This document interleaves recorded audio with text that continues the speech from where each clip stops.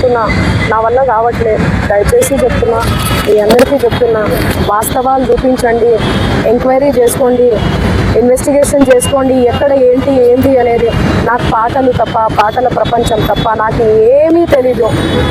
ప్రజలారా ఎవ్వరు కూడా నమ్మకండి. దయచేసి మీడియా మిత్రులారా, మీరు పెట్టేదానికి కింద కామెంట్లు చూసి కుమిలిపోతున్నా, నా వల్ల కావట్లేదు అసలు. దయచేసి చెప్తున్నా, నేను తప్పు చేస్తే మళ్ళీ చెప్తున్నా, నన్ను ఎక్కడికైనా పిలవండి, నేను ఎక్కడికైనా రానికి సిద్ధం. ఏ పోలీస్ స్టేషన్ గడప తొక్కనికన్నా సిద్ధం, జైలుకి పోవడానికి కూడా సిద్ధం.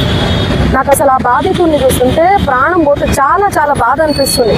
వాళ్ళు నా మీద అనిపిస్తున్నా కూడా మంగ్లీ అని చెప్పి, ఏమీ లేని మంగ్లీ అక్కడ, అసలు మంగ్లీకి సంబంధమే లేదు. వాళ్ళు చెప్తున్న బాధ అనిపిస్తుంది నాకు. ఎందుకంటే ఆ పేదరికం నుంచి నేను వచ్చాను, నాకు తెలుసు అది ఆ పెయిన్ ఎట్లుంటుంది అనేది. వాళ్ళ దగ్గర నుంచి వాళ్ళని ఏమనాలి అసలు నాకు అర్థం కావట్లేదు నోటితో.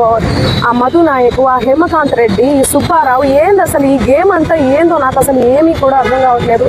గత 30 రోజుల నుంచి నా ప్రోగ్రామ్స్, నాకు అన్నీ కూడా రికార్డింగ్స్ అన్నీ కూడా వదులుకోవడం జరుగుతుంది.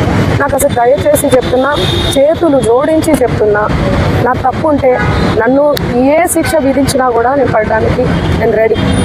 కానీ దయచేసి నా మీద ఏమైనా కోపం ఉంటే దయచేసి చెప్తున్నా, మీరు చూపించే దాన్ని బట్టి ప్రజలందరూ కూడా మిస్లీడ్ అవుతుంది. ప్రజలందరూ ఏమనుకుంటారు, అరే ఏంది అసలు ఏంది మంగ్లీ అని చెప్పి అనుకోరా, నమ్మరా వాళ్ళు?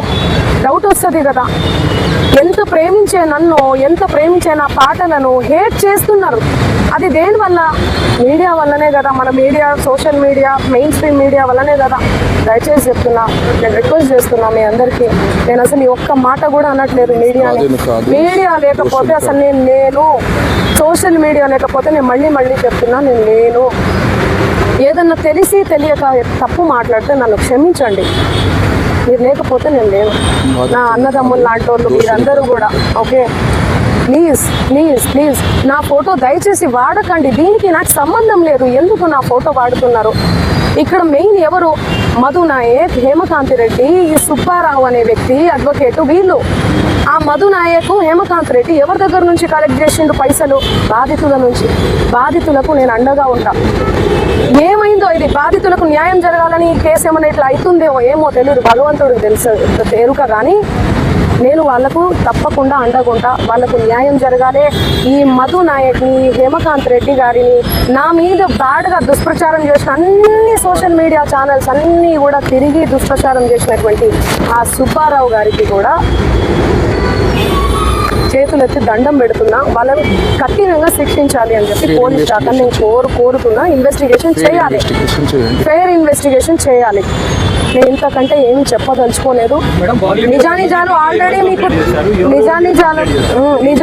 ఆల్రెడీ మీకు తెలిసింది. దయచేసి చెప్తున్నా, థంబ్నెయిల్స్ చాలా పెయిన్ఫుల్గా అనిపిస్తున్నాయి, చూడలేకపోతున్నా. మా నాన్న, మా అమ్మ, మా ఫ్యామిలీ చాలా షోకు గురవుతున్నారు. నాకు మా నాన్న అంటే చాలా ఇష్టం. చూడండి, చిన్నప్పటి నుంచి నేను మా నాన్న స్టోరీ చెప్తే మీరే ఏడుస్తారు.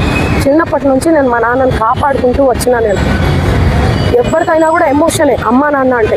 మీ ఫ్యామిలీలు కూడా మీకు ఉన్నాయి. మీరు చూపించేదాన్ని బట్టి జనాలందరూ కూడా తప్పుదోవ పడుతున్నారు, మిస్లీడ్, తప్పుగా అర్థం చేసుకుంటున్నారు. నన్ను తిడితే మీకు ఇష్టమా?